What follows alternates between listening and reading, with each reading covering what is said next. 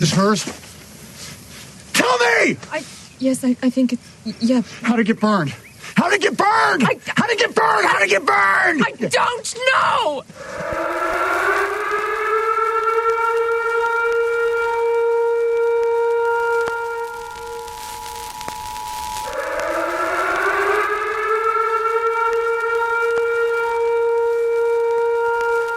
This is the emergency podcast system. This is not a test. Movies are bombing all over the country. They are posing as movies you already know. They may already be in your theaters, your neighbor's home, or even your own. Do not panic. Specialists have been dispatched. They will help you identify these pretenders and defend you against this invasion of the remake. Please stand by for further instructions. Welcome to the Invasion of the Remake podcast. I'm your host, Jason Bishop, and with me today is my intrepid co-pilot, Sam Stepanenko. Oh, I'm such a pagan. Such a pagan. Are you now? Not really, but maybe. I don't know. Just go with it, okay? I'll send some blonde wench to make sure everything's kosher there. Oh, my wife wouldn't like that. He's a heretic. Conceivably, but hopefully not an enlightened one. What the?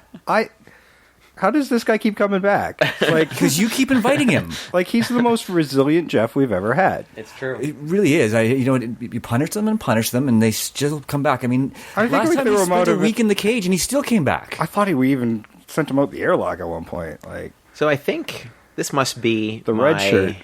Yes, he just doesn't get the hint. Is this my 6th episode? 7? I'm not counting, to be honest. It's a Jeff. Yeah. Like, why would I count it? But he is the most resilient Jeff. He's the last Jeff. Yes. Jeff Omega. Yeah. Jeff Omega, Jeff Robertson. The one who can make time to be on the podcast. That's right. But the alpha to his Omega.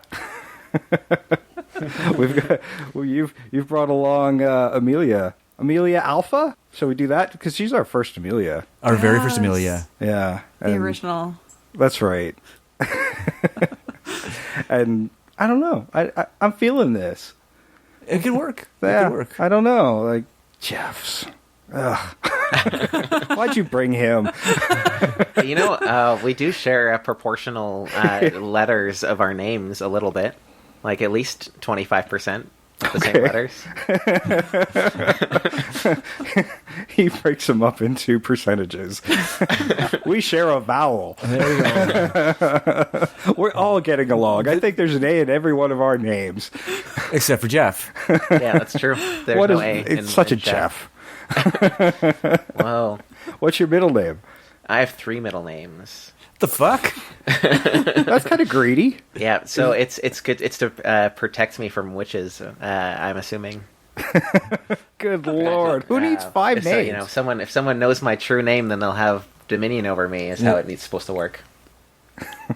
Nobody could spell that mine. makes it more difficult. Fine. Yes, I think that's why middle names exist. Actually, the best thing about mine is I always mispronounce it to our audience, so I'm fine. There you go. They don't actually know how to pronounce my name properly. Perfect. that's true. Anonymity. We're going to be talking about the Wicker Man today. Very exciting. The good one and the bad one. Yeah, that's very the good one and the interesting one. I question whether or not it's bad. It's got bad parts. Oh yeah. It's funny because before watching the new one a couple days ago, I was in the same boat where I thought it was interesting, but then the couple days ago was the first time I had ever seen both movies relatively back to back, and it's not. It's not good. There's no question. It's not good, yeah. And it's also really crazy how similar. Like some scenes are like word for word recreations from the original, but how so completely different. It's completely different in the change of context for sure. Yeah. But I thought, Jay, you had a promo, didn't you? Yeah, Sam, thanks for that. For that just horrible segue. You got a promo, Jay. Do it. You have a job to do. Do it. Well, I saw us getting into the conversation, and sometimes I know it's time to hit the hole, so that came out wrong. What? This is Amelia's first time here, and you're being like that? There's no... She's among friends. This is the way it is. You're going to get to know me now. You should have been here last week. Okay. I thought I was the bad one. You should have been here last week. I was? Yes. All right, but yeah, we got an event coming up. Hopefully we're going to be at the Calgary Horror Con again this year. That's coming up June 21st through the 23rd at the Clarion Hotel here in Calgary. You can get your tickets on horror-con.ca, or in Calgary you can find them at my shop, Words and Pictures, all 3 video game trader locations, and Ink Toner and more. That's strange. Because, that just says horror all over it. At least I sell horror comics, and then the video game guys have horror video games. And if you're in Edmonton, tickets are also available at the lobby. Now, we did HorrorCon last year. We did a nice couple episodes we got out of that HorrorCon last year, and there's some great guests this year. We've got a lot of guests from Texas Chainsaw Massacre and Friday the 13th and Child's Play. Among them, we got Bill Mosely. I'm so excited about that. Right? Yeah, we missed him last time he was here, too. So yeah, I'm looking forward. I'm hoping we can talk to Bill Mosely. He's I'm kind of excited because he's got such a robust resume. He does, yeah. Yeah, I mean, for me, he's kind of a horror icon. He's unquestionably one of those people, when you think horror, you think Bill Mosely. Absolutely. He's just, even if he's in something bad, he's just so watchable. Yeah. He's very good at being the best part in any movie. And he's got a great Twitter account. Oh, really? Yeah, his Twitter feed is so much fun. I should follow him. I think I was for a while. He's creative on his Twitter. Other actors from the Texas Chainsaw Massacre franchises are Caroline Williams, Terry McMinn. She's the one who got put on the hook, the meat hook. Nice. Classic. John Dugan, Edwin Neal. He was like the crazy dude who cut his wrists in the truck. Yeah. I believe it was the middle of his hand. Was it the middle of his hand? I don't remember. Just go back to the episode we did, because, that was like 6 months ago. 100 episodes ago. I don't know, 50 episodes. You know what? So around 6 months ago, that was Samhain. Well, so Halloween, and for Wicker Man, it's like May Day. It's like the halfway in between, or Beltane, halfway between Halloween and Halloween. Yeah. And so. And apropos for this movie, considering, yes, we are recording this in May, just a few days after May Day. Yeah.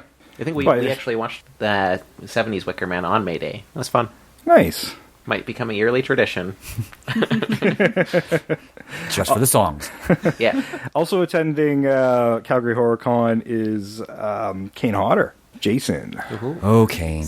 Kane. I can already see how that interview is going to go. So, Kane, how you doing? Yeah, it will have some crickets and maybe some ominous music in the background. Kane Hodder also was Leatherface in the trailer for Leatherface, Texas Chainsaw 3. The one with the Excalibur thing. So he only got to play it for a commercial? Yeah. Oh. But technically he's been Jason and Leatherface, so it's pretty cool. He's got that Hatchet franchise that is kind of similar. Yeah. So, but yeah, and returning to the show is Eugene Clark. We talked to him last year. And Bob Elmore, Alex Vincent, Christine Elise, last two there from the Child's Play franchises. Okay. Danny Lloyd from The Shining. That's kind of cool. That's going to be interesting, yeah. Yeah, that's pretty wild. C.J. Graham's returning. We did talk to him last year. Yes, we did, yeah. And just another Leatherface here is R.A. Mihailoff. I hope I got that right. Is he from the newest one? Looks like he's played him multiple times. Oh. He's in Leatherface, Texas Chainsaw Massacre, and Hatchet 2. So he gets around, apparently. But yeah, HorrorCon's coming up, and that is June 21st through the 23rd at the Clarion Hotel in Calgary. And again, you can get your tickets at horror-con.ca. That'll be really fun. Yeah. Absolutely. And other tickets you want to get, if you want to get a really great deal, go to SeatGiant.ca in Canada and SeatGiant.com in the States and use our promo code INVASION to get a discount on your tickets, your concert tickets, your hockey ticket, playoff tickets, if they're still happening by the time you hear this. I think they're still going into June, so you can still get in on the playoffs. There's the NBA and Major League Baseball starting. Lots of great events, and you can get a great deal at Seat Giant, and you can get an additional deal on your tickets at checkout if you use promo code INVASION. So make sure you use that promo code and enjoy some extra sports and concerts or whatever, an extra discount on us. Yeah, and listen to our episodes while you're waiting for the event to start. That's right. And, if it's a boring game, maybe also during. Yeah, maybe also during. Seat Giant, they're a game changer. All right, let's get into The Wicker Man, 1973 versus 2006. The Wicker Man, 1973, was directed by Ron Hardy, who also directed The Fantasist in 1986 and The Wicker Tree in 2011. I'm interested, judging by Amelia's reaction. Was it? It was Robin Hardy. Sorry, Robin Hardy. What did I say? I think you said Ron Hardy. Well, see, there you go. That's why we keep a Jeff around. It's right in front of my face, and it's Robin I'll also Hardy. say, but just to get out of the way, as bad as the remake for Wicker Man is, still better than the sequel to The Wicker Man, The Wicker Tree, by Robin Hardy. Interesting. He's dead now, so I can say that. who didn't even want to be associated to the remake, so... Yep. Which is crazy in and of itself. Maybe that's why it's so bad. Based on the novel called The Ritual by David Pinner, screenplay was by Anthony Schaefer, who we've actually talked about. Yes, we have. Which one? Murder on the Orient Express, episode 181, just a few months ago. I love research, Sam. I didn't get a lot done for this one, but I did catch a couple of the key ones. I don't know if there are any other crossovers in here, because There is. Is there? Okay, you're going to have to help me on this one, because I have some on the other movie, but not this one. This movie was budgeted at £500,000. Wow. So... I'm not sure what that would have been in 73, but that's kind of like double. Yeah, Canadian in dollars. current terms, yeah, it would be close to double. But Yeah. but yeah, in the Relatively 70s, I low-budget think it was movie. pretty close to parity. I don't think it was that far off. Okay. Yeah, the big currency changes didn't start. I happening until couldn't the find 80s. a worldwide gross for it, or at least a domestic gross for a UK film, but the US box office was like 60 grand, 61 grand. Well, I know that. But a that, little I mean, bit it of did the, really good. Wikipedia had $58 million US. Yeah, I mean, that thing did really, really Or well. sorry, Do you know 58,000 US. much about like the release of the Wicker Man a little bit? I did read up on some of it, yeah. 'Cause, like, there There's was a different lot cuts in of- different regions. Yeah, there was like a lot of stumbling blocks I had to get to even come out. Well, there's a lot of nudity in it. Yeah. Which in 73, especially for U.S. audiences, those Puritans they are, I could see how it probably had a little trouble getting released there. Well, Jeff lent me the extended edition, so I think the three of us were on the extended edition. But did yours, the one you watch, have the outdoor orgy? Yes, it did. Yeah. Okay. Did the one that you watched start off with the policeman like in London in Scotland, like going around just being a policeman, going to church and No, stuff? it started with him flying in. So. Oh, okay. Yeah, 'cause Okay, yeah. the extended one has a whole prologue just to establish him as more of a Catholic. Yeah, that's in the church, and you actually meet some of his coworkers at the police station he works at. Yeah. He's very uptight. Yeah, he's wound pretty tight, and I can see why, because he's a fucking equalizer. Yes. Edward Woodward stars in this movie as Sergeant Howie, and when I saw him, because initially I've never seen either one of these films, and What? I know, shut up. Oh my goodness. You know, Such a Jeff. I haven't seen a lot of great movies, but I'm happy you have seen them finally. Okay, have you seen Star Wars yet? Well, yeah, obviously. Okay, good. How about Infinity, whatever? Well, I saw Avengers Endgame. We didn't see Endgame. No, we just watched Infinity War like a month ago. Yeah, about a month. That's fine. I haven't seen it either. No spoilers, because nobody here's seen it. And we don't talk about that stuff here anyhow. Often. Often, yeah. Mainstream culture. What's that? Unless Carlos is here, then that's all he wants to talk about. Christopher Lee also stars in this movie as Lord Summerisle. There's your other connection. And what do we He's talk in The Mummy. Of course he was. Oh, yeah. Damn it. Episode 61. You guys must have covered some other Hammer films that he's in. No. Really? No, just The Mummy. Yeah. No, I could propose a great fantasy remake of Horror Express. That'd be a great fantasy remake if you guys haven't seen it. We'll talk about that. I mean, Christopher Lee, he got into this movie to kind of shake some of his stigma from his Hammer films. He actually was the one who owned the rights to this before it got made. Oh. Yeah, because it was him and the writer and then the eventual director, Robin Hardy. They were all just getting together to try to see if they could make a movie version of the book The Ritual. And I guess it was one of Christopher Lee's favorite books. He was like probably the biggest champion for this movie. Yeah, and he's the one who bought the rights to it. He also was in the movie for free, like didn't ask for to be paid. Yeah, a lot of people did. Credit. A lot of people paid for his U.S. tour to promote the movie as well. Yeah, a lot of people took the free route until the movie started making money. Obviously, then I'm sure they got paid.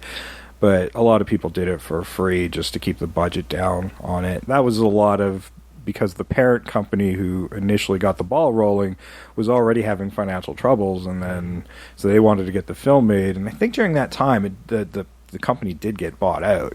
Yeah, I think so. There was a thing where the company that owned it went bankrupt, and then all of their assets got spread out to, I think it was Warner. But the reason that there's not a complete version of the movie is there was a vault full of film that was, I can't remember the name of the old company, but a whole bunch of their stuff was in this vault, and that was ordered to be destroyed when the buyout happened. It was very typical of UK cinema at the time. A lot of Doctor Who's famously got lost because of that as well.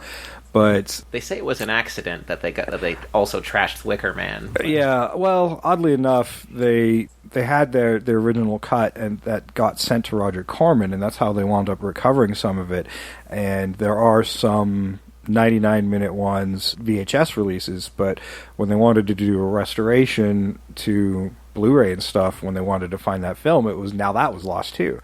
So in the cut you gave us to watch here, what they did was they had transfers onto 1-inch tape. They inserted into the film. Like, that's tough to clean up, so the quality really dips when those scenes come up, which was kind of nice because then you knew exactly what was being cut in. And there was one moment, I can't remember what scene it was now, but you could tell it was maybe from a work print. Because I actually saw, I think a mic dive out real quick in that cut scene. I don't know if you guys ever noticed that. I didn't notice that. Oh, okay. I missed that. It's super quick. Those extra scenes were kind of cool to see, even though I guess some of them I kind of understand why they cut them down, but others I'm like, well, the setup tells you everything about the main characters. Absolutely. So you kind of need that stuff in there. And there was other scenes too, like when we were watching it, Amelia pointed out that some scenes seem to cut out halfway through the scene. Mm-hmm. Yeah, I don't think they had talking. full cuts of those scenes, unfortunately. I think they had as much as they could use. But, I don't know, it was pretty cool. Also stars Diane Salento as Miss Rose, Britt Eklund as Willow. Who's that blonde girl? Who was the blonde girl who was voiced over by other people, and then her songs were somebody else. So, really, she was just a body. Not blonde girl. Bond girl. Oh, she was a Bond girl? Yeah, she was the blonde Bond girl. Along with Christopher Lee. Yeah. That's right. Oh. Look at that. And even her nude scenes were body doubles, so I think she was just ahead. I actually... Because she was 3 months pregnant when she did this. Yeah, I was only reading that this morning that she was pregnant, and she was only wanting to do scenes from the waist up. Yeah. And she went with a body double. Like, there's been a lot of different stories. I could definitely seeing it more because she's pregnant, rather than, I think, the more circulated version, which is she just didn't like how she looked from behind, so she insisted they got a body double, but she denies that. But that's the story that a lot of people spread around about it. Being pregnant makes way more sense. It does, yeah. Ingrid Pitts, Lindsay Kemp, and Russell Waters also star in this film. And a whole bunch of other people that we don't know. No, and probably Jerry Cowper was Rowan, the missing girl in this. One thing I noticed while I was going through doing the research is a lot of these people tie back to the same TV series and movies, like this cast. Almost all of them are also in Moulin Rouge in 1963. Oh, interesting. Yeah, it's a huge, a large percentage of the cast was in that Moulin Rouge. We know. Is the original Moulin Rouge also a musical? I don't know. I've never seen it. Yeah, me neither. I know that the one thing I mentioned to Amelia before we watched Wicker Man again, which maybe helps explain all of the music, is it was shot as a musical. Well, and I was wondering. I was about to say, do you consider this like a horror movie or like a musical horror movie? I guess the director has said that it's a musical. It totally It feels like one. When I actually finished watching it, I'm like, why has nobody done a stage play of this? That was a great question. Yeah. And I was reading somebody was trying, and it just didn't quite get off the ground. Because the music. Well, it was originally very written as a stage play, Right. right? Because the writer wrote it as a follow-up to a play he'd already done, right? And I had read that the writer had written it as a screenplay, and then was told to write it as a novel because nobody wanted it, and then of course somebody did want it, and then it wasn't very adaptable. And this movie is almost so it's not much of the novels in it. like the original Wicker Man is almost defined by people not wanting it. yes, and somehow it made it just the number 6 best British film as of 2006 or something like that. Yeah, it's still ranked as one of the best of British cinema. Yeah. Interestingly enough, I can see why. Even though it's really very quirky, there's something about it that's like, this is a great movie. Yeah, because because it's not a very typical horror movie that relies on viscera and jump scares or whatever.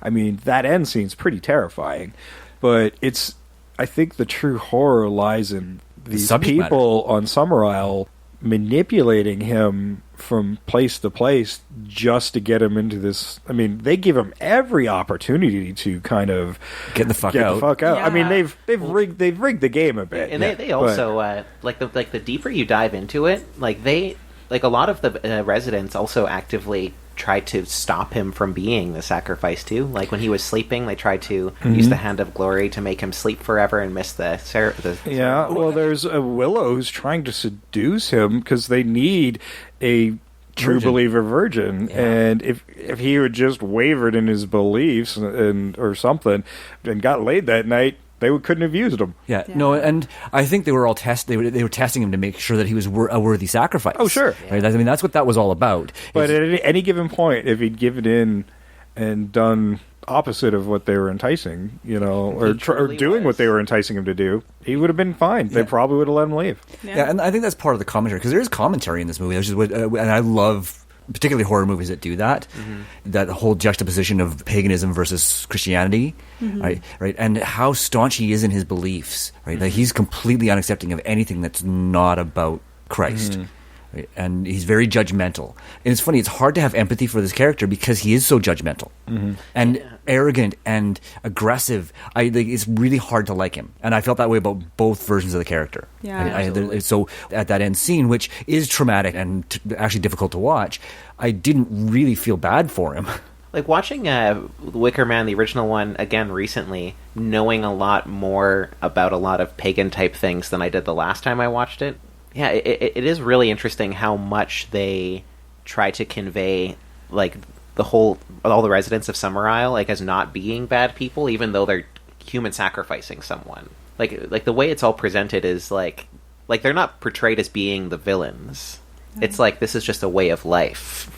Well, it's because they're doing human sacrifice, but they're chill about it. Like they're and he was a perfect sacrifice. And at no point did they see it as murder. This was an extreme, and I get the feeling it's an extreme case. They don't do this every year. No. Well, during their Summer Isle says that they usually do use animals, but they're just they aren't powerful enough or not acceptable enough. Their crops failed so badly the year before that they felt within their pagan rituals that they needed a little extra oomph. Yes. A little extra something. They need something special. Reading in between the lines a little bit, it's like this guy, like Sergeant Howie, is like their last Hail Mary. And if he wouldn't have worked, because the big question is, if he wasn't the sacrifice they were looking for, like, definitely Lord Summer's Isle would have been the sacrifice. But and he knew it. I don't know if it was just me, but I kind of wanted, like, 1 year later just to see if the crops grew or not. Like, that was, I didn't care if he survived or not. I just wanted it, like, well, did it work? Yeah. I have to agree with you. I was actually feeling that too. I'm like, what the fuck? Yeah. I want to know if it worked. Was this all for nothing? See, they could have done that with the Wicker Tree, right? I haven't seen it, all this, but I'm guessing it didn't address that at all. No, that it didn't. No. Is it related at all? So Christopher Lee has a little cameo. It's like he shot the role not long before he died, and it's implied that he's the same character as the one from the original Wicker Man, but I think it takes place on a different island. It's like a different group of people. He publicly said it was he wasn't, but that doesn't mean anything. That could just say, I don't want to sully my character from the good movie. Because the thing was, in the sequel, there was the guy who was the leader of like this other pagan group island of people. Was it a different island? When he was younger, I think it was a different island. And when he was younger, he met this man who was like a great leader of a people who gave him advice, and it was Christopher Lee's character from the first movie, passing along his wisdom to like a kid. Is how that was probably the best scene in the movie, just because he was in it. But Yeah, that's the way it usually works. yeah, The sequel that nobody wanted. Actually, a sequel, not the sequel, because there's lots of them. I was reading about. Did any of you read about the proposed sequel to The Wicker Man that they I read tried a little to make bit, yeah. right afterwards? Yeah. Like the writer Anthony Schafer. It wasn't even right after. It was like mid 80s. Oh yeah, it was a while Yeah. later. The proposed sequel was that he survives, and it takes place like moments after the end of the first one, and all the police show up, and then they rescue him, and then it goes into a really surreal territory where he has to like battle occult forces, and it ends with him like jumping off a cliff tied to 2 eagles or something. What the fuck? And well, that's very Christopher Lee, though. I know, like the guy who was being sacrificed, the sergeant. What's his name? Yeah. And he like comes back to the island to battle occult forces, and there was something about how even though everyone is aged 20 years, there's something written in the script about how like, oh, this ritual was so intense it aged everyone as if they had aged 20 years. Did you see the proposed ending for the original film where some producer like, hey, can you like soften this up a little bit, like maybe how he can live, like it rains at the end or something? Like it rains. So you just want to defeat the purpose of the movie? Yeah, Completely? like we all want to see that thing burn. Like It's what we're here for. It certainly would not have been the movie it ended up being if they had rained out the ball game. Yeah. Right? That would be an ending where had that movie everything happened the same but it rained at the end. Like that would be them making a statement that Christianity is more powerful than paganism. Yeah. Yes. Yeah. But like I do kind of like how it's a little ambivalent at the end, like a little bit. And like, I don't think it gives you that message at the end saying paganism is greater than Christianity either. No. It's just a case of overwhelming numbers. yeah. Yeah, and because they don't make the argument in favor of either one of them. No. Right? They never do, and because what they're doing is still criminal. They're killing somebody. Yeah. Right. So you don't say, well, you don't get the feeling that they're saying paganism is the way to go. Right. I mean, sure, you get to have lots of sex and it's lots of fun, but but you kill people. Yeah. It's a reasonable trade-off. I can see why people would get it on that. So I haven't read it yet. Apparently most of the pagan stuff from the movie comes from The Golden Bow, which makes a lot of sense. Mm-hmm. Which is like a book that's like just a collection of medieval European rituals. Apparently, Schaefer did a lot of research into his script into pagan rituals. I mean, I think it feels cut and paste as far as what the rituals are, especially when you think of the region. They were all Scottish. I was actually thinking about this because like a lot of them are more like Gallic, like European, like British type things. But they do mention that. That's why it doesn't make any sense putting it into the States. But they're saying that on Summers Isle, like they used to be Christian, there used to be monasteries, but it wasn't like it was Christopher Lee's grandfather who started up the pagan ways again. So like maybe you could make an argument that Christopher Lee, like Lord Summers Isle himself, comes from like British descent. Well, I kind of wish that the remake had at least dived into some of the pagan practices that did come over, but were different. I mean, you think of where paganism is mostly known in Salem, and it'd be more. And they touch base more on that into in the witchcraft. remake, Yeah, I mean, they they certainly adjusted the script, even though I think 80% of the dialogue is the same. Yeah. And out of context, there's a couple that are really out of place. But it becomes more of a feminine colony of. Well, that's one of the things I really liked about the remake is the fact that they did something a little bit different because they not only did they talk about paganism, but Malice, I think his name is. Yeah, one of the dumbest names. Edward, I think is his name. I mean, I wonder where they got the name of that guy from. Like, okay, we're going to be talking about like this female driven society, and he comes with malice. He's male phallus. Yes. Did anybody see that? Not until you said it. I'll be honest with you. I didn't see it. Now it's obvious. Now it is obvious. Apparently, the other one, because everybody's named after types of trees or plants or whatever, and I guess there is a type of apple tree, which is called a malice tree or something like that, which kind of ties back to the first one because they were doing apples. This one is bees. There's the one scene in the remake honey. where the innkeeper's daughter just like walking by his room just with a basket full of apples, and she's just eating apples, and like that's definitely a callback to the first one. What an awkward way to like do a callback to the first. It is pretty awkward, but the whole movie's awkward. Yeah, because I mean they sort of did away with that whole Christianity versus paganism thing, and instead made it a matriarchy versus a patriarchal society. Interesting. Right? And that's what I got from the remake, and I like that they did that a little bit differently because it's not as a sensitive topic in the 2000s as it was in the 70s.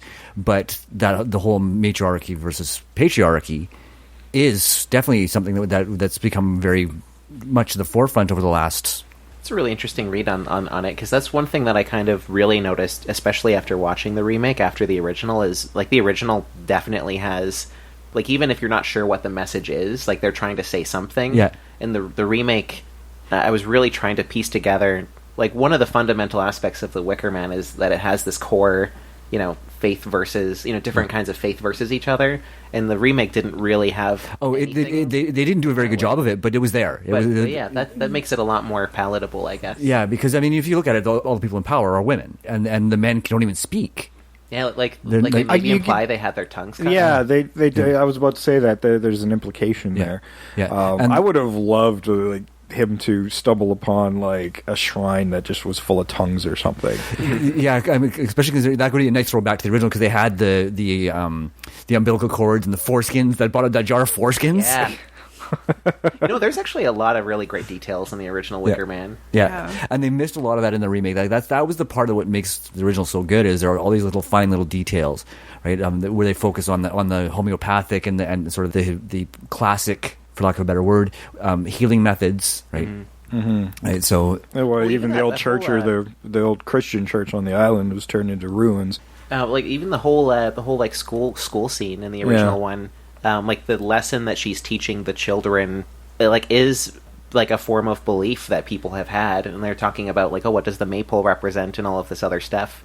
Like watching it, I'm like, oh, that all checks out. But then in the school scene in the remake, they use that verbatim, and it doesn't make sense. Exactly, yeah. It's like you also, like in the original, they have the boys doing their thing, and like they're separated, but basically learning the same thing. But yeah, taking out that portion makes it not make sense. It did not make sense, especially considering it's a matriarchal society, and then they're talking about the representation of the penis. Yeah. Right, like it's that, and that's where they fucked it up. Is they could have really sort of hammered that home in a fairly subtle way, because they were on the way, but they didn't quite get there. What about the beetle in the desk?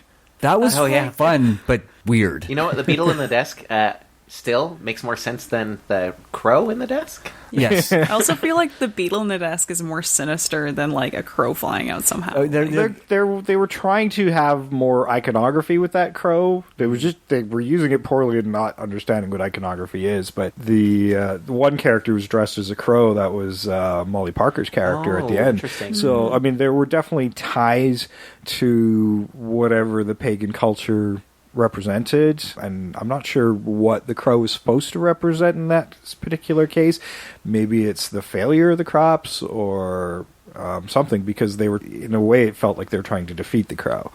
In a way, torture that crow. See, and so it's something that's kind of the opposite of what they're going for. Yeah. Or it symbolizes something that they're trying to get rid of. Yeah, and I think the beetle sort of represented sort of the cruelty of these people. Sort of suggested there's a cruelty to them, but again, it is one of those things that didn't quite hit. One of the few things that didn't quite hit in the but original. The women felt more cruel in the original in one. The beetle, like, it could just be a stand-in for, what was his name, Sergeant Howie. Yeah. Sergeant Howie. Yeah. Because they're like, oh, like he's going around and round in circles, and you know, that's I think you may have just hit it there, yeah. And he's just like, poor thing, like you did this to him, and nice.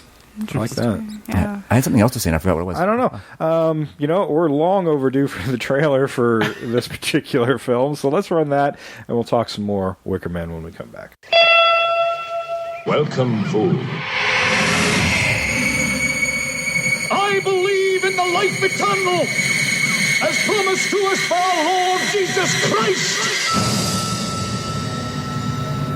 Sergeant Howie, West Highland Police. I am here to investigate the disappearance of Rowan Morrison.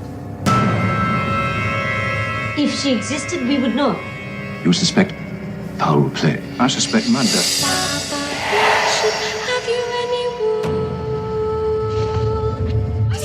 Sergeant, if I were you, I would go back to the mainland. You wouldn't want to be around here unaided. Hail the Queen of the May!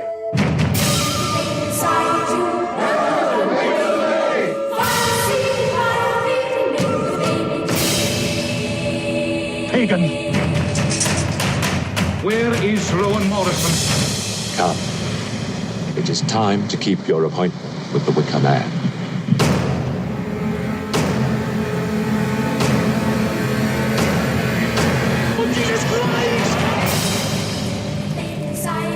You simply never understand the true nature of sacrifice.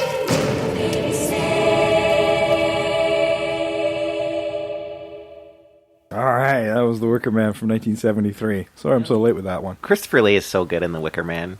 Like, every time I watch The Wicker Man, like, it's in the back of my mind that it was Christopher Lee's favorite role that he ever did, and it was his favorite movie that he was involved with. He sure talked it up. He really did. And but watching it, like, I can really see why. He seemed like he had a lot of fun, and it was a role that he really, like, it had a lot of, like, meat to chew around, if that makes any sense. Yeah, and it's fun because he's a supporting character. I mean, he's an important character, no question. But he doesn't show up until almost halfway through the movie, right? And he doesn't have that many scenes.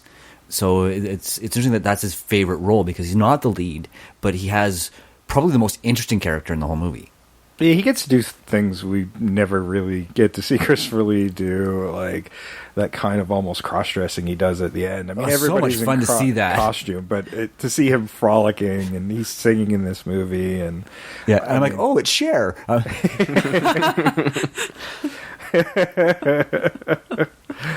Dead on. Oh, in the theatrical cut, because I can't remember, it's been a long time. Did they have the scene where Sergeant Howie was in his hotel room and he heard people calling to Willow, who was in the room next to him, and it was Christopher Lee as Lord Summersile in the kilts? Yeah, that's in the like presenting up to the goddess Aphrodite. Yeah. Yeah, that was in the version I saw. Yeah, because that's the first time he's in the movie, and he delivers a great monologue. Then we don't see him again for like a while, probably about 30 minutes. Yeah, you get the feeling Willow's that person to usher the boys into manhood. It kind of gets that feeling. Yeah. But yeah, and then right after that was the outside orgy before or after that? It was before. That's right. Yeah. And I just love all of the parts of the movie where, like, the police sergeant just walking around, just being generally disgusted at everything. Yeah, and I mean, not having that introductory scene that's in the extended cut, I think that was there to sort of establish that he is a tight-ass Puritan. He has no tolerance for anything doesn't meet his core values. Oh, for sure. Yeah, like he's really tight-laced. He's really by the book. He's not super likable because of it. No, he's definitely not likable. And both versions of this character were shouty, right? Yeah. And I think that's where the Cage version kind of went off the rails because when Cage gets shouty, he moves into parody. Yeah. Right. Well, that's why I opened with the. Why is it all Bird? Tell me why it's Bird. Yeah. It's Bird. Whoa, dude. Calm down. Yeah. You can't just yell a question at someone 4 times in a row. Yeah, and I genuinely think that a large reason that the remake didn't work very well is direction. I think that it had a script that had some potential, and that director just went. And it was written and directed by the same guy. Yep. Well, it's kind of become this cult thing as something bear suit. Well, unintentionally funny. Yeah. And I don't know when Cage decided to say this, but they're like, no, that was always our intent to be farcical with this, and offbeat and a little off kilter. I mean, giving things like Mandy and Mom and Dad, it fits now, but I think he's just trying to force that into a narrative that's working for him now. Well, yeah. I was actually reading this morning that like someone had a great point in saying that, like, if you look at all the other actors in the remake, Nicolas Cage, even though it's a notoriously famous bad performance, he's a better actor than anyone else in the movie. Well, I'm sorry. You've got Ellen Burstyn and Molly Parker. Molly Parker. But there's a lot of people who give there's like some very bad direction happening, like flat performances, Yeah. and is Nicolas Cage's performance like, is he just working off of a bad script and trying to do as much as he can with it? Whoop. Sorry, I was talking with my hands. His performance was inconsistent in this movie. Yeah. There were moments where he was really... That was exactly what I was going to say. It's Yeah. very inconsistent. Yeah. Because, like, Nicolas Cage is like Keanu Reeves. Like, if you have a director who knows how to use him and when he can be impactful, he can be very good. Yeah. Lynch did a great job with Cage, and Wild at Heart was a great example of that. This movie is one of those movies that had a lot of potential, but one of the things that Pinner said about the original movies is they missed a lot of the humor that was in the original story, and I think they were trying to go back to that with this remake. I think that there was supposed to be some humor in there. It's just it came across unintentionally in the wrong places. And the wrong places. So I think that they were trying to sort of bring back the humor that was supposed to be in the original story. Yeah, there's kind of I don't know, like a passive aggressiveness to the humor that's in there, all kind of aimed at Sergeant Howie. And, yes, that whole society is very passive aggressive to him. It is. Yeah. It is. The dynamic in the original is far more interesting because you have a real sense of community in the original one. Yeah, like it really feels like it blows my mind that that's not a real place that they found and shot it there. Yeah, because it feels so real, and the community feels like it's been there for a while. Mm-hmm. Yeah, which makes his search a lot more interesting because you get that sense that everybody knows everybody in this community. So when they're saying they don't know who Rowan is, she doesn't exist, right? When they're lying to him, and he knows they're lying to them because there's no way that if somebody was born on this island and lived on this island, they wouldn't know them. Mm-hmm. Right, so and you get that sense. Whereas in the and he's like a bull in a china shop. Yeah. He's like, all right, give me the roll call. Yeah, like, there's her name. You're all dirty liars. Yes, which is in the remake as well. Liars. Yeah. Right. But when they do it in the remake, when he first gets to the island there, he meets those three ladies, the three witches. They actually say, "Well, we don't know her." Right, and they don't even know who Willow is. The fucking rhyming old ladies, the ones that are talking in unison in that remake. Like, what are you guys doing? I will go on record in saying, since we've watched it, Amelia's brought it up several times. He's like, what were with those twins? Like, well, I think they're supposed to represent, like, the spirit of the island at some point, because they're talking completely in unison. And they're blind. I think they're trying to represent the old hags that you see in, like, Macbeth and other... they were very Shakespearean in that sense, yeah. Yeah, and it doesn't work. The only place it worked for me was at the end. At the end, it worked for me, because it brought just like slightly creepy when they're doing that. You were literally the only one in the room. Yeah. That feels that way. Okay, we can disagree. Yeah, like you're so right with the remake is just so many missed opportunities like piled on top of each other. Yeah, like there's so much potential for interesting. It does feel like there's there. Good ideas that just didn't get set up properly. Well, exactly. Like they set up at the very beginning of the movie with that car crash scene. They set up something really beautifully, and then never used it. They just used these weird flashbacks that had no context to what's happening to him. His whole story is about PTSD. Oh yeah. That's what that is. But it doesn't tie. But it doesn't feed the story in any way. Yeah. No, not at all. It's just he's fucking nuts. Yeah. There's two moments in the movie where there's supposed to be jump scares that are hilarious. The one was when he sees the girl who gets hit by the bus on the boat. Yes. Mm-hmm. And then the other one where he like wakes up from having a dream about finding Rowan underwater, but then she's in his arms. Mm-hmm. When that car gets hit at the beginning, I don't know if I would have felt as bad as he did, because that kid was a little shit.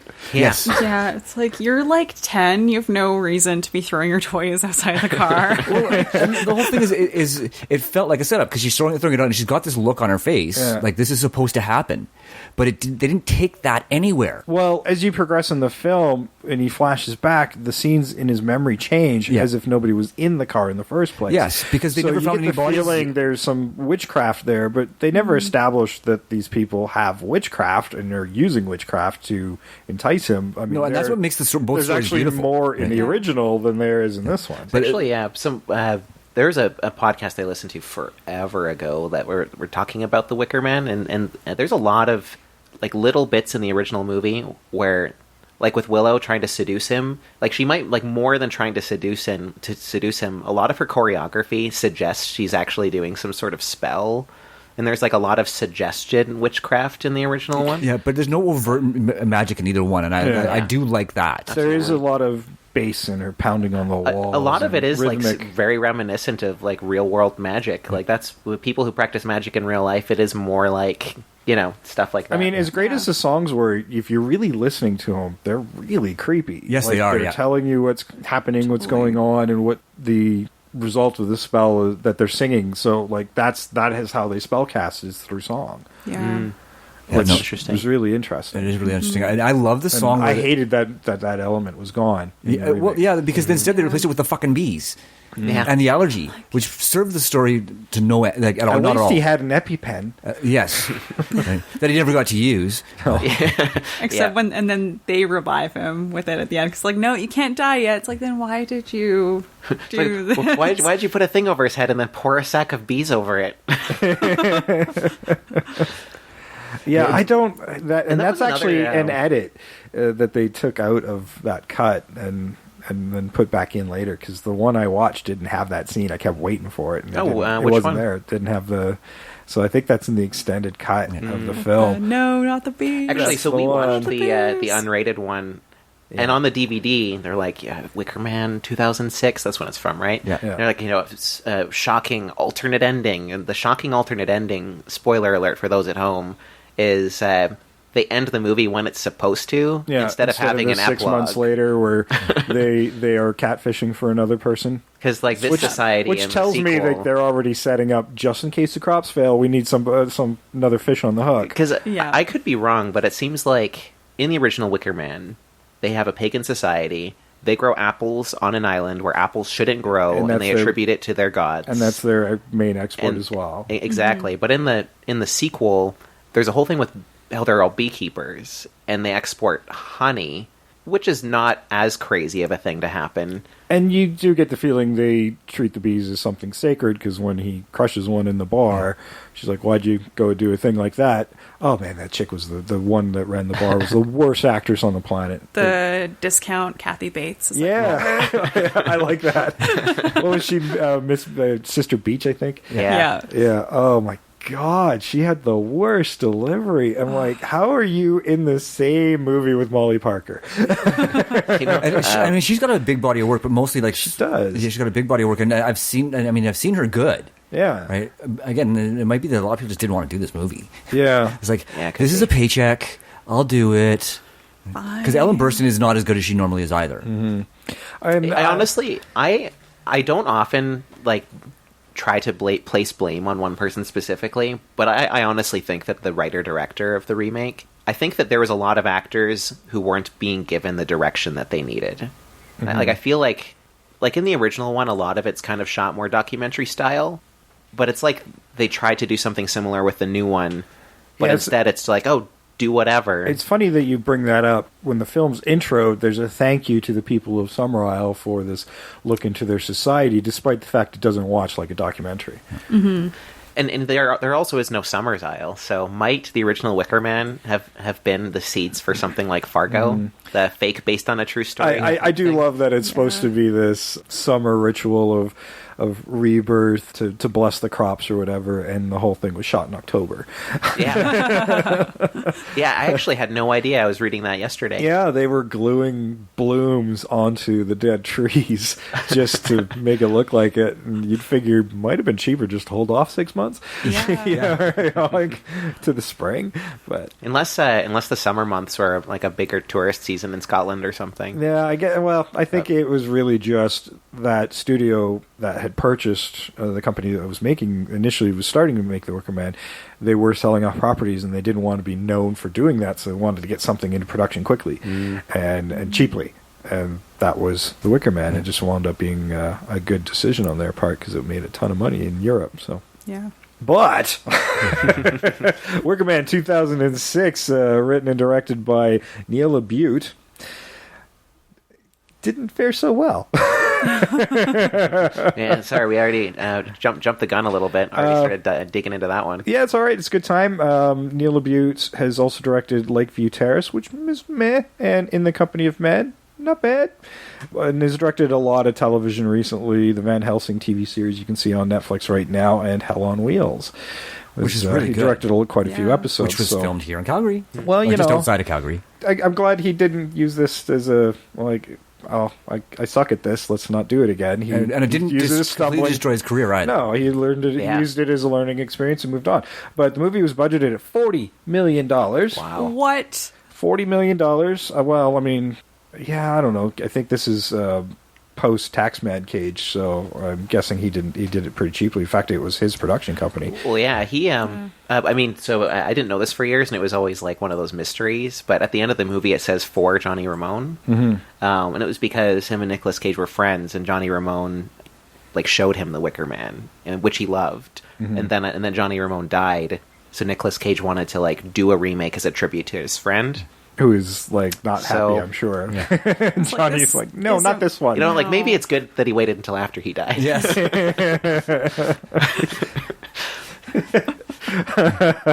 That's probably... You put my name on this piece of shit? No. Okay, so anybody want to guess what the domestic gross for this movie was? Ooh. My guess, $18 million? Okay, Amelia? Probably more than it should have. That's a good answer. Non-committal, okay. I'm going with $7.8 million.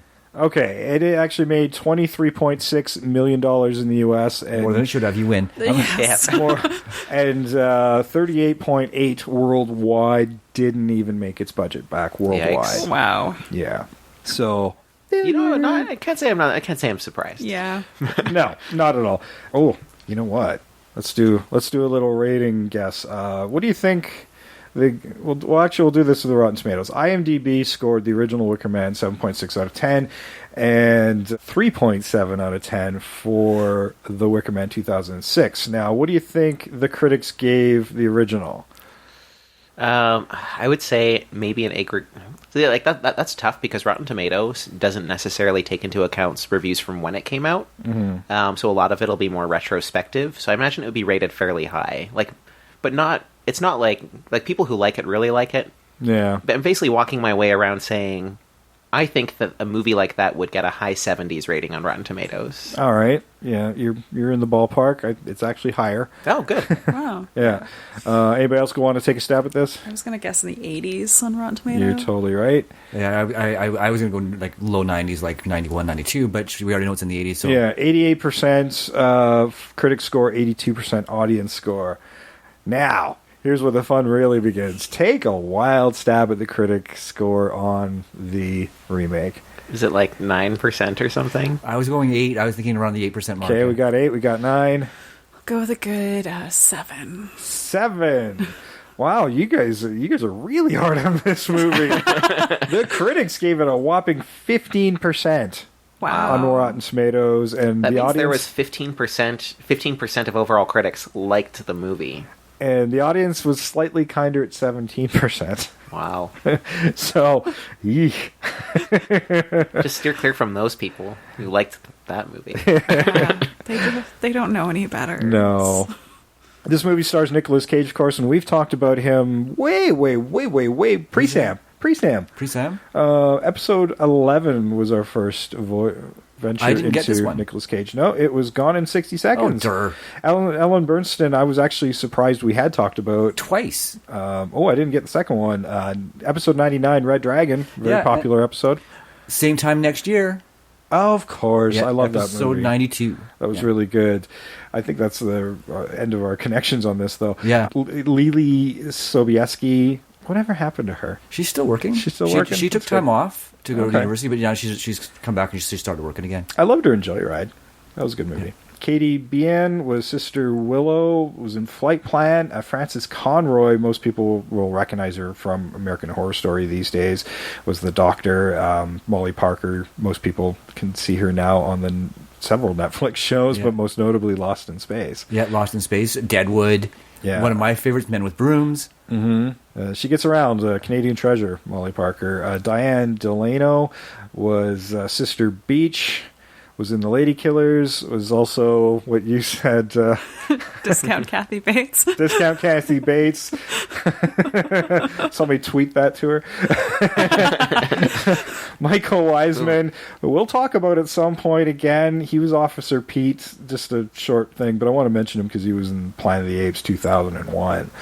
Erica Shea Gare was Rowan Woodward, also the girl that they were looking for within the film. She's in RV and Battlestar Galactica, the 2007 revival. I think the most surprising credit out of the remake was that Angelo Badalamenti did the score. He's the person who scored Twin Peaks. Oh, cool. Which is like, I mean, I don't need to tell anyone. Like, the Twin Peaks score is regarded as maybe one of the best television scores ever. Can you hum a few bars? Of Twin Peaks?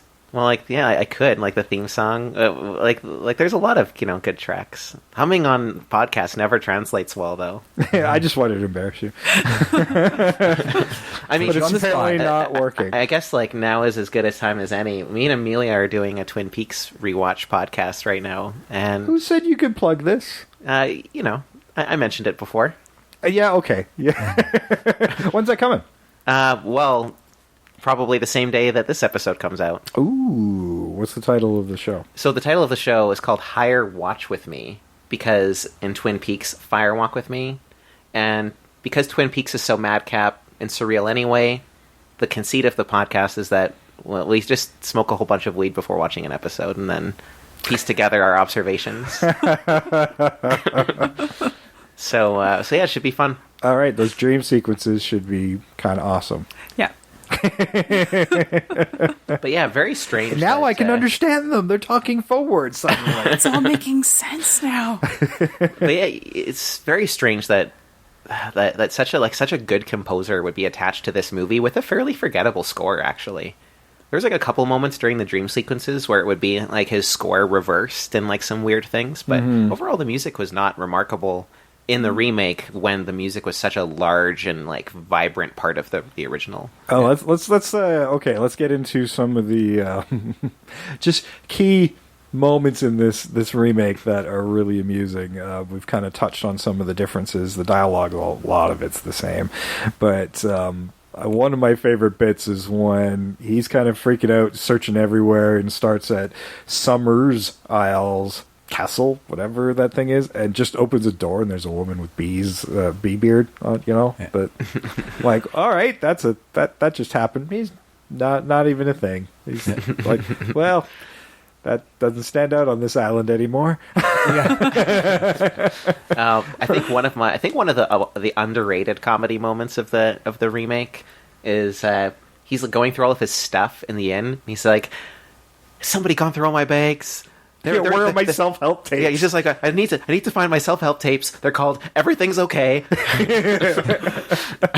They establish him picking it up and looking at it in this store earlier in the film, and then they do that one moment, never comes up again. Just that, he's just not doing good. He just wants somebody to tell him it's all going to be okay for a minute or two.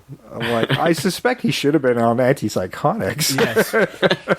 Maybe not traveling to islands to look for lost children. Illegally, he's performing an illegal fucking investigation. Well, Yeah. I mean, that was exactly. another thing. Amelia pointed this out while we were watching it. Why even mention that he's from a different state?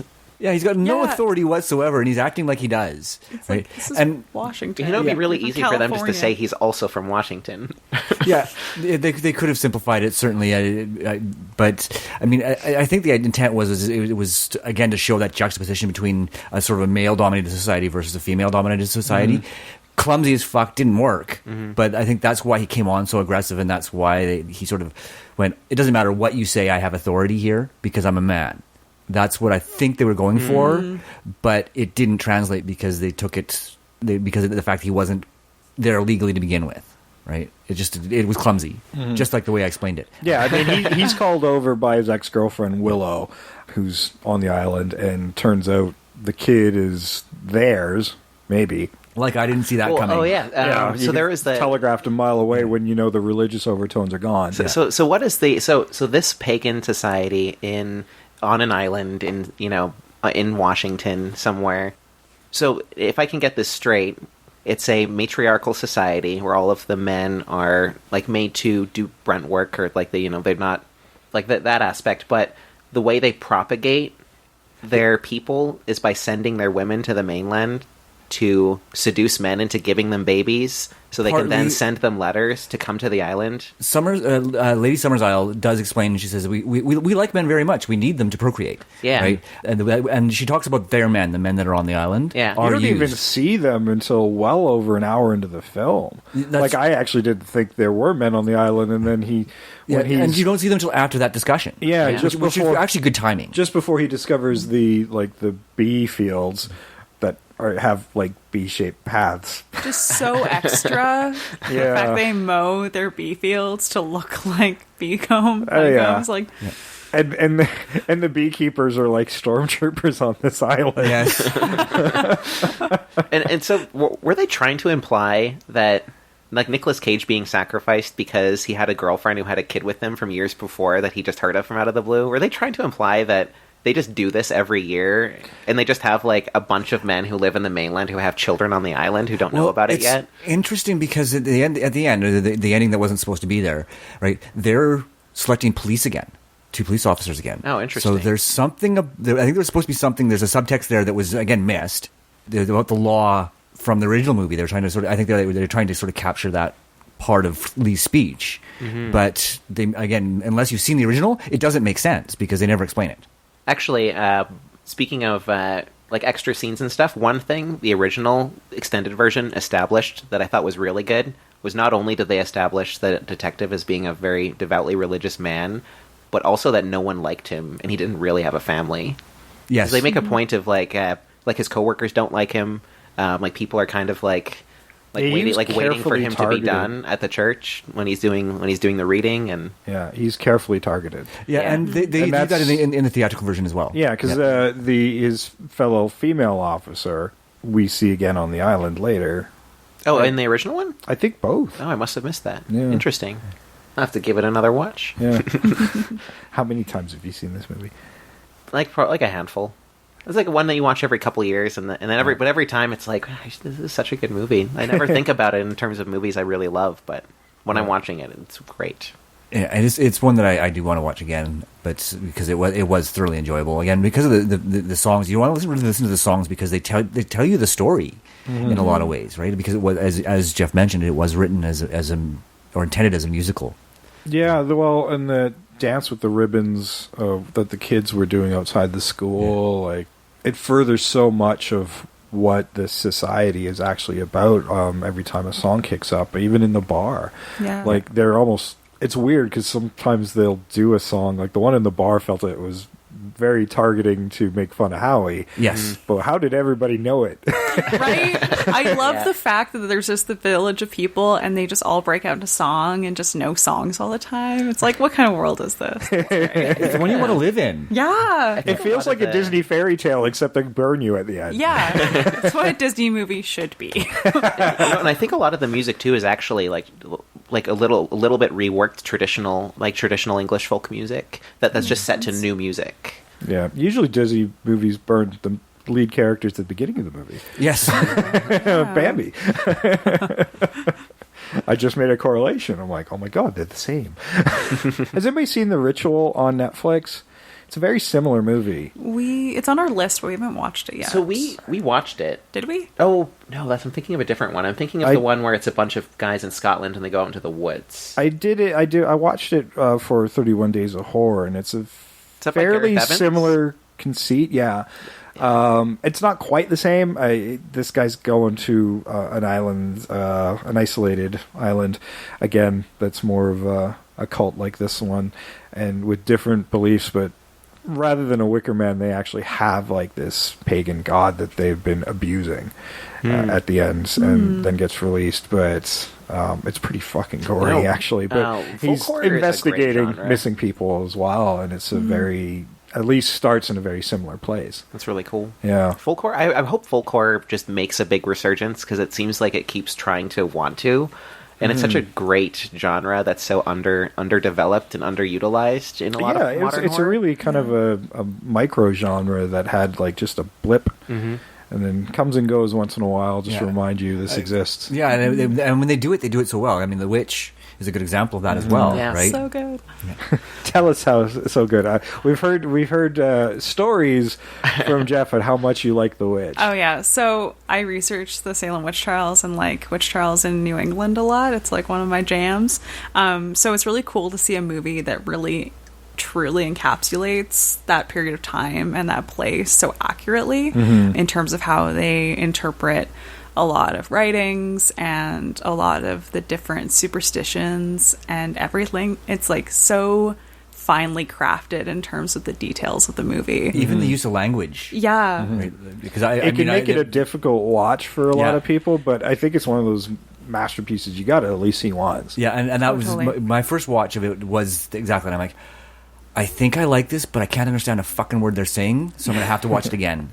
Well, when we first saw it, we saw it in a theater, and I think that probably helped. Yeah, but it's true, like, their accents are, like, pretty accurate to what it seems like it would have been in the 17th century United States. Well, even if it wasn't, it gave it an air of authenticity. Mm-hmm. It also shows you how much our grasp of the English language has degraded over the centuries. Yeah. They're so well spoken for farmers. So eloquent. Yeah, I think a lot of that. I was thinking about it a lot watching. I mean, I know we were talking about the remake, but in the original one, there's a lot of DNA from like H.P. Lovecraft type stories. Only in so much as a lot of H.P. Lovecraft in like his Lovecraftian cosmic horror focuses and centers around an otherness, like a strange otherness and a people that are unfamiliar to you, and you intruding upon somebody else's world. And like that for the Wicker Man, I mean, the only thing it needs to be a Lovecraft movie is for them to be revealed to be fish people or something. But otherwise, that whole feel and vibe is really there. I'd have to agree with you on that one, yeah. I think that that is because it also has that kind of New England feel in the town as well, right? Because that's kind of sort of Lovecraft. Also, that was one thing I was thinking for the remake. Why not have it set in New England? Well, and they I was so baffled when they said Washington. Yeah, like, but I mean, they do explain it. There's again part of that dialogue. There's a bit of dialogue where they talk about how they were driven out of Salem, right? So they came as far away from Salem as they could, which they did, the complete other side coast, and then off that coast. So that was explained at least. I mean, it didn't need to be. It could have just been set in New england and be done with it. Right? I could have moved it to Maine. There's a couple things in that movie where they do try to explain some things that they do, where it would just be easier not to do them. Yeah. It's just valuable movie time. You don't have to jump through hoops to explain something. You could just do away with it and make it make more sense. Yeah. Well, that's why they have to throw in that little bit of dialogue. This is why we're here. Yeah, it's stupid, but that's why we're here. Yeah. We know. We get it. It's just we don't like to talk about it. No, every time they try to explain something, it's like, oh, God, it just makes it dumber. Like, we were already off this train a long time ago. Yeah. Also, speaking of makes it we're dumber, just waiting for the crash. In the remake as well, we were talking about that school scene earlier when they were talking about, like, in their context, the whole thing with the phallus doesn't make much sense. Yeah. He goes outside to talk to the school teacher, and there's a maypole outside, like in the original one, likely as a tribute, but that still doesn't make any sense with their society that they have. No, because they never address that it's at May or around May Day. The festival that they have doesn't have the same context that it does in the original. There's all these things that were really important in the original that the remake just sort of left behind, and then they just grabbed sections and went, okay, this fits here. It's almost like they wanted you to watch the original so you'd have context to watch the remake. Yeah. Like, were they wanting to make a sequel to the original and then thought that it'd be easier to just do a remake, but wanted to change so many things? Yeah. But not the dialogue. I just wonder, too. So weird. Like, the person who directed it, I was thinking so often while we were watching it that he, like, obviously must be a big Wicker Man fan. And a part of me wonders if the writer-director... But I don't think he understood it. Well, a part of me wonders if it's a movie that he's watched a lot, that he wanted to do a remake of, but then the Wicker Man remake is him basically writing the Wicker Man just from memory and then making the changes to update it to be a remake. Yeah. So there's a lot of it where it's like there's scenes that are very much similar, but then there's big sections that are very important that are not there. Yeah. All right, you know what? I'm going to run the trailer for the Nicolas Cage here, and when we come back, let's list the crimes committed in these movies by our lead cop character.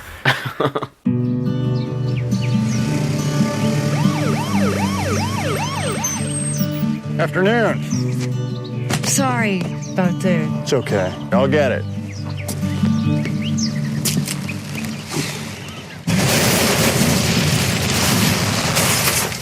Give me your hand!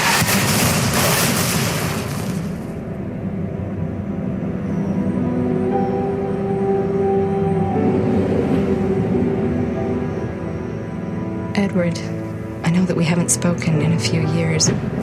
I need your help. I have a daughter.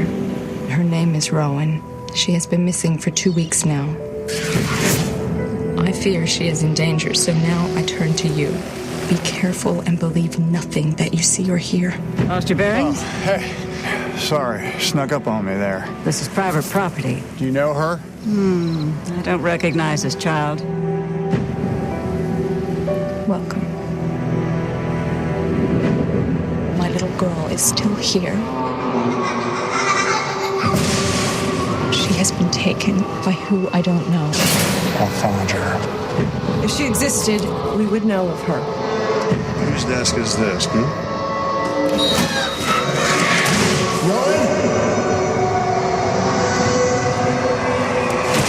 Hello?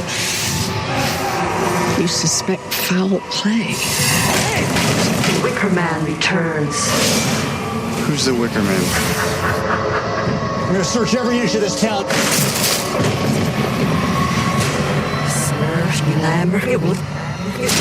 She'll burn to death. She burned to death. I need your help.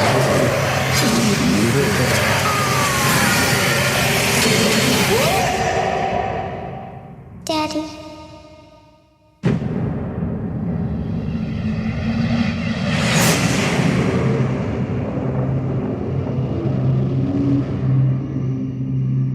All right, and we're back, and well, let's list some of the crimes this cop committed, and you can pull from either movie. So I don't think it. Yeah, I guess he's actually on an official investigation, and there is jurisdiction within the original film, so it's a little less breaking the law.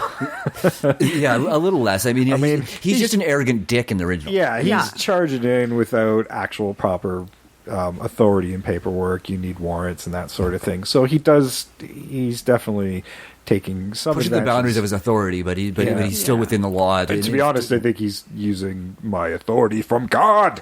Yes. Yeah. He definitely plays that card. Yeah. But he's like, but I'm also a cop, so it's okay. Yeah. I just love that. Well, actually, one thing I mentioned to Amelia after we watched it is I almost wonder if there is a reading of the original Wicker Man, which could be like, our society is generally very like Christian, and in the Wicker Man, he is a Christian going into a society that's completely different, and they're teaching kids things that he just can't understand. And I wonder if there is a level of like, if you're pagan, the world is like you're seeing the world like the Christian character from the Wicker Man, and like that's what it's like for a pagan in a Christian society. Mm-hmm. Like I wonder if there's something there. I don't know if there is, but yeah, I don't know. All right, so Nicolas Cage, what crimes do you think we can pull from this movie? I spotted bike jacking from a little girl. Yes. He punches 2 different women in the face. He also kicks a woman in the stomach. Yes. There's like, a and she lot flies of assault against a going wall. on. Breaking and entering. Mm-hmm. A couple times he does that. Mm-hmm. Yeah. Looking at official paperwork without warrants. That's kind of minor. Bribery. Oh. Because he bribes the... Oh, yeah, he does. The pirate, to get to the island. That's right. And gets that guy killed. Yes. That was... Accessory to murder? Accessory to murder. I'm like, what was that about? That guy's mouth and eyelids sewn shut. Like, yeah. Oh, trespass. That was trespassing. That guy died in a Saw movie. Because again, like and then got dumped on the island. He had no official jurisdiction to be there. Like pretty much everything he does cannot be covered at all. Well, and he was told that it's a private island. He's not allowed to go there. He gets dropped off so that he can go on illegally. Yeah, without permission. That's fucking trespass. By any stretch of the imagination. Like you might be able to argue that because like he was technically invited by Willow through the letter, but that's pretty weak. Yeah, but like he's a cop from California, so even if he's like, I'm investigating this missing person report, you are out of state. Call the FBI. I just love to like and he's on leave. He's a California cop. Like that's just the most unnecessary detail. It's just like, hey, so you're a cop from Washington? No, I see this character as an LA cop. Yeah. He's a chip.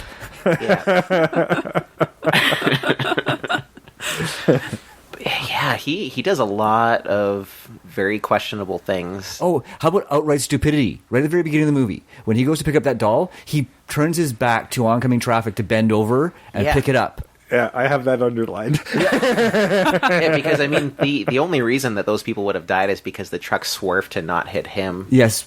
And they actually show that in one of his flashbacks. They actually show that the truck is swerving to not hit him. Yeah. Right. So yeah, that's a crime to me because like that's just, every 5-year-old knows you don't turn your back to oncoming traffic. Yeah. No, they're trained. It's very negligent. Yeah. There's all negligence and a lot of like almost involuntary manslaughter at a lot of points because like he's kind of responsible for that mom and daughter dying. Yeah, criminal negligence. Yeah. Assuming they existed in the first place. Yeah. He's not a very good cop. No. No, but he's from L.A., California. He's got moxie. He's got moxie. He's a loose cannon. He don't play by the rules.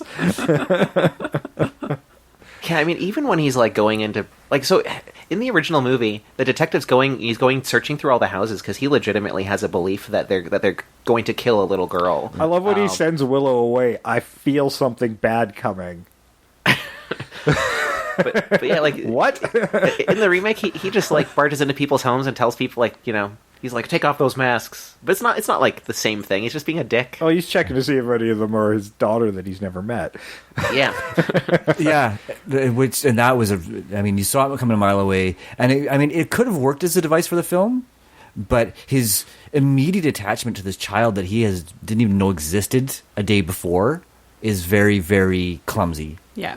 I also like how he sees the photo of her and is basically looking for her wearing the outfit that she's wearing in the photo. Yeah. That's like, what are the odds of her I mean, she did disappear in the same clothes, but it's not the best detective work. What? You're supposed to have more than one change of clothes for your kids? That doesn't... You know... What? I never had that. I wonder if there's supposed to be an aspect of him not saving or causing the death of like a little girl, so he wants to make up for it by saving another.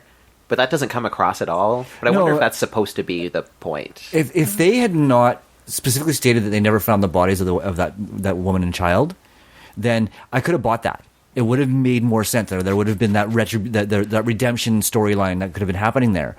That just missed. This is like a pro ball player swinging at something that was like thrown way off the plate. Like, it was just bad. I forgot that they made a point to say they never found the bodies. Yeah. What a weird and ridiculous movie. Yeah, it just... and I think it's because the director didn't know where he wanted to go with it. It's like, this will be a great introduction to this character, and then set that in there. And I think he's thinking about setting it up so that it was part of the whole setup, but never went anywhere with it. Well, there's also a lot of like script padding and intentional, like, let's delay the character so we can get him to the Mayday ceremony, but they didn't have enough ideas, so let's do this flooded old ruins of a church that he Which gets was trapped ridiculous. into the crypt of. I'm like, what is happening here? Like, why is this even here? Who broke his legs? But that's I guess where he finds the doll. So and we get that glorious. It's burnt. Why is it burnt? What's it burnt? Why's it burnt? No, that was when he dug up the grave. Oh, that was in the grave. You're right. Oh, did they?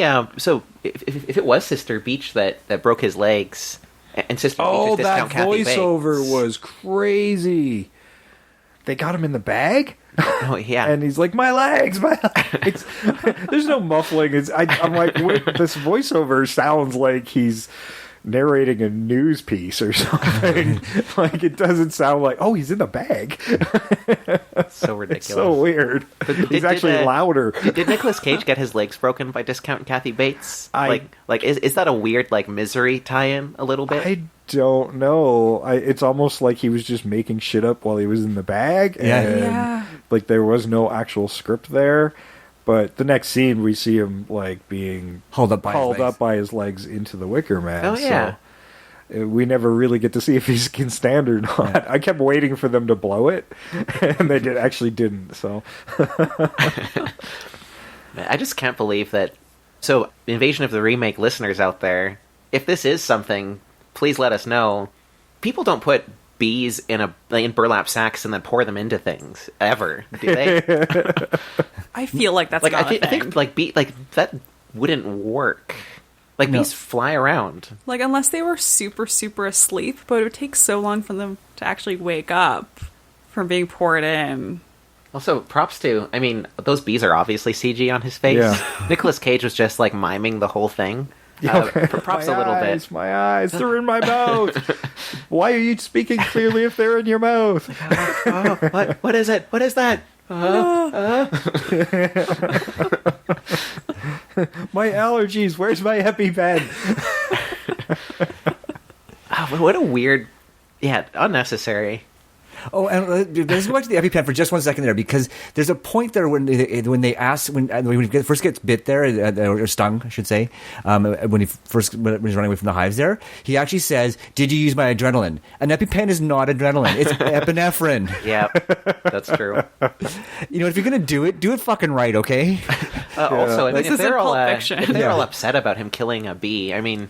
And like I know there's some bees that don't die when they sting someone and lose their stinger, but a lot of bees die after they sting someone. Yeah, all honeybees, and I think most bees do. So like I mean they don't like him smashing a bee, but they're fine to needlessly kill a bunch of bees just to sting him a couple times and then put him in a Wicker Man. Well, from what I was reading, it was trying to make the bees were there to make him more docile, but it really wasn't apparent through his screaming. I feel like there's so many better ways to make someone docile. Yeah. Well, when he got stung, they cured him with the old ways. We'll just do that because we're not going to explain that to you. I'm like, well, tell me what that is. Yeah. Like, did you do any research at all? What are the old ways? Considering they called epinephrine adrenaline, I'm guessing no, they did not. No, I didn't see one leech.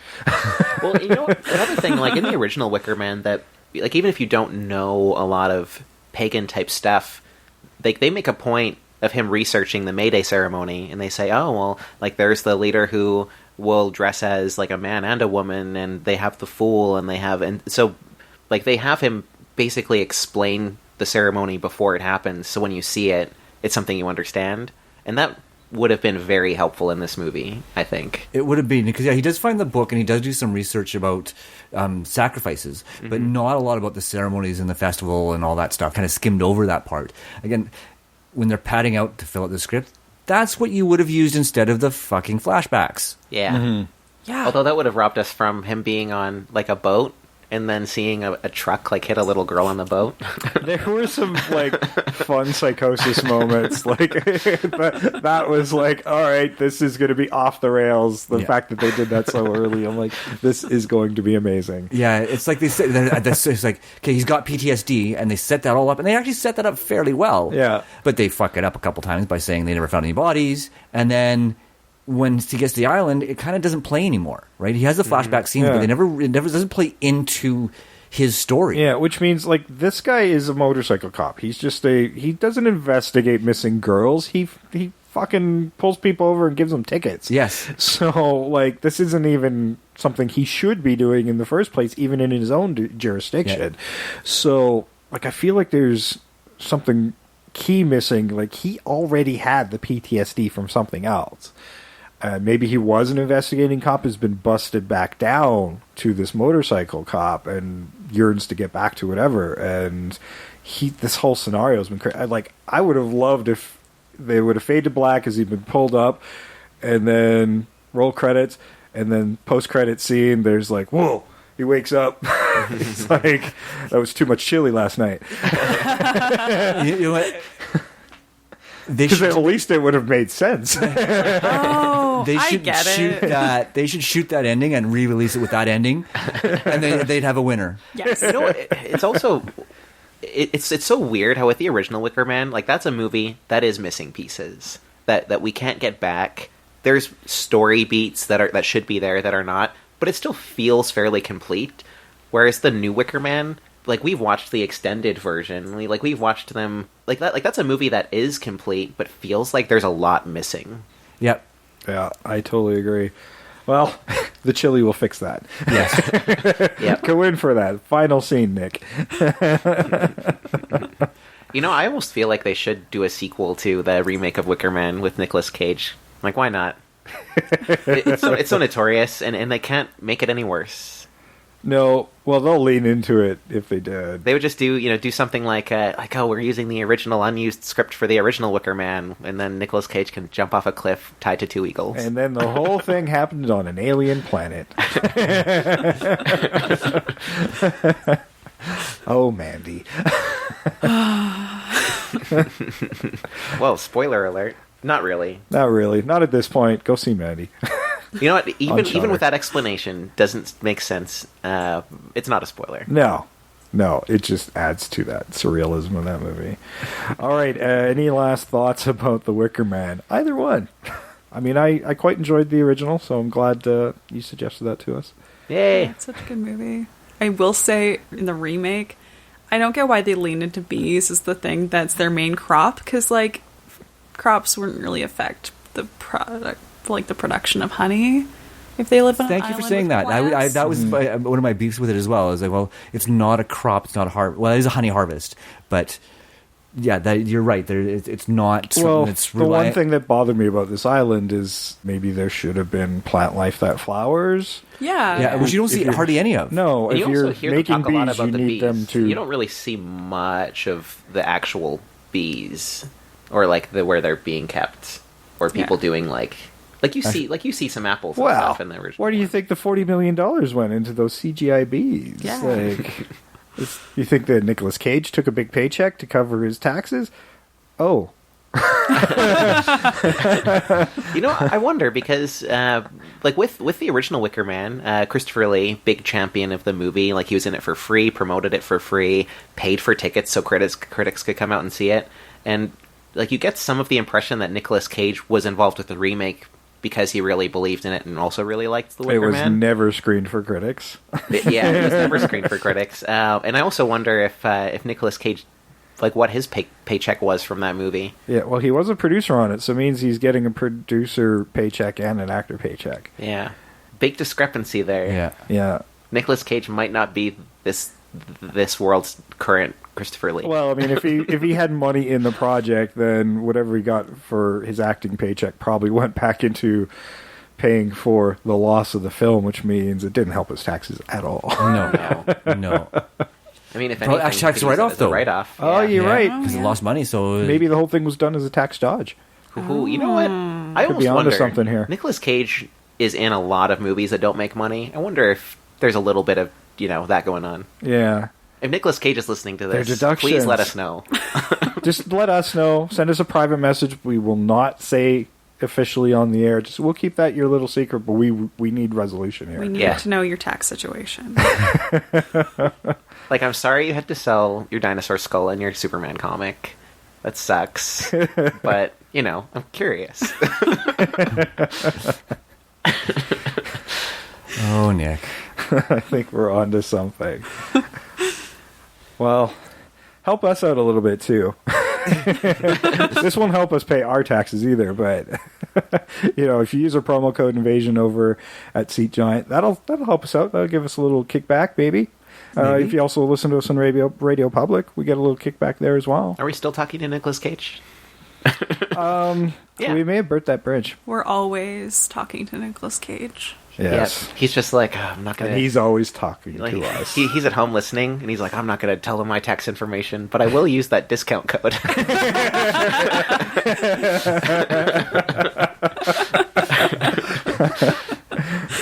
I'll take it.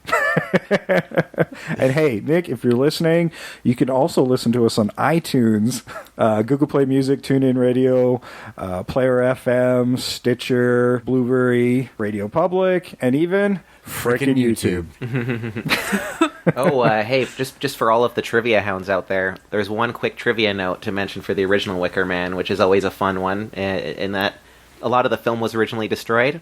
Where it ended up was basically there's a big highway in England where they basically used a bunch of like garbage and landfill to put underneath it and paved over top of it.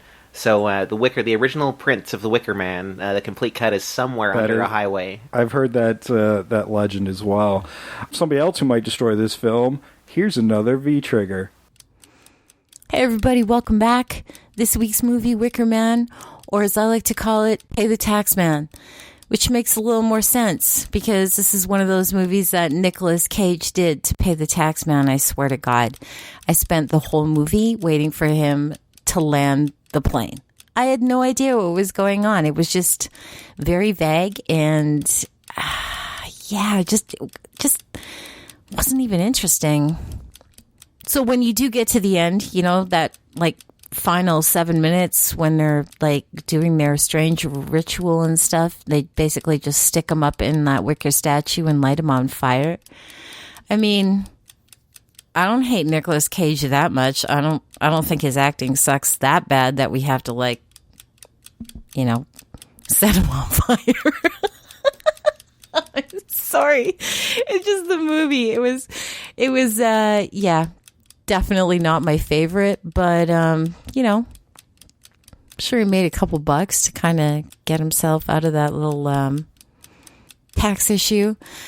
So Wicker Man, don't check it out, or you know, check it out. Depends on you how brave you're feeling. You know, if you got a couple hours to waste, why not, right? I rate this movie 1 out of 5 smoking piles of ash. Okay, we're back. Segues. You can follow us, of course, on our social media at Invasion Remake on Twitter, Invasion of the Remake on Facebook and Instagram, and Invasion of the Remake at gmail.com. Send us your suggestions, your questions, your comments, and get those fan challenges in. We got one coming for you next week, hopefully, if the schedule's working out. We'll be bringing in Sean Faust from the What Does It Matter podcast to help us out with, I don't know, one of the hundreds he listed to us in his challenge. Sean is a big proponent of less than stellar films. Well, he should be happy. I think the Wicker Man remake is the most less than stellar film of them all. Oh. Sean's got a list. Hey, he loves them all. We did Sorceress a few weeks ago. We know bad. This wasn't even that bad. This wasn't even that bad. That was funny when I got to the end of this movie and I'm like, I've watched a lot of bad films because I didn't think that was terrible. Like, it was terrible, but on our level of terrible, it wasn't that bad. It wasn't as unwatchable terrible as some of the stuff we've watched. I think, you know, at the end of the day, it was at least entertaining. Yeah. Well, Sam was not looking forward to watching that movie where I was. Because I've seen it. It's so legendary to me. So I was like, I can't wait for these overacting moments. And then I didn't realize some of the actors were also just, let's just say the line and go home. They were like one-take wonders, must have been. Yeah, must have been. Yeah. Either that or a million takes and they're all the same. Yeah, but because you've got some pretty decent actors in there, and they were all pretty flat. I think Molly Parker was probably the most subdued performance. Yeah, I thought so too. Yeah. I don't think I've ever seen her do bad. She's in a bad movie, but her career certainly doesn't suffer for it. She's been in lots of good things since. Yeah. So, was she Sister Summers? No, she was the teacher. Twins. Oh, that's right. Yeah, she was twins, yeah, she was the young twins. The young. Oh, just quick moment. Yeah. There, she's the future twins that speak together. Interesting. Or daughters of them. Or daughters of them, yeah. Or granddaughters, or maybe, or I don't know, connections. You know, I Twins honestly everywhere. feel like I want to try to find the script for the remake of The Wicker Man and just read it and see if there's answers there.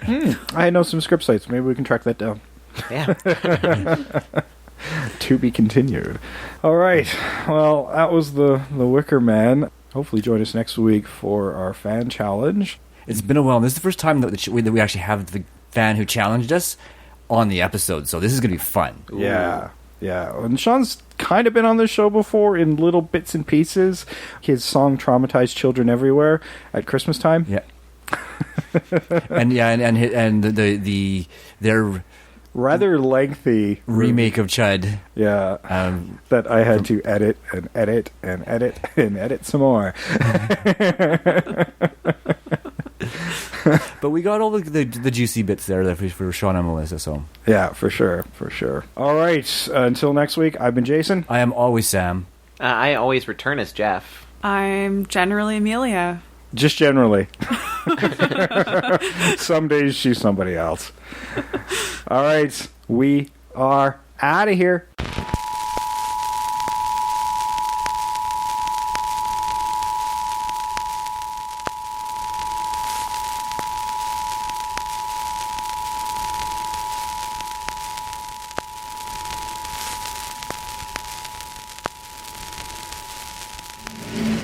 What is it? What is that? What is it? Oh, no, not the beast! Not the beast!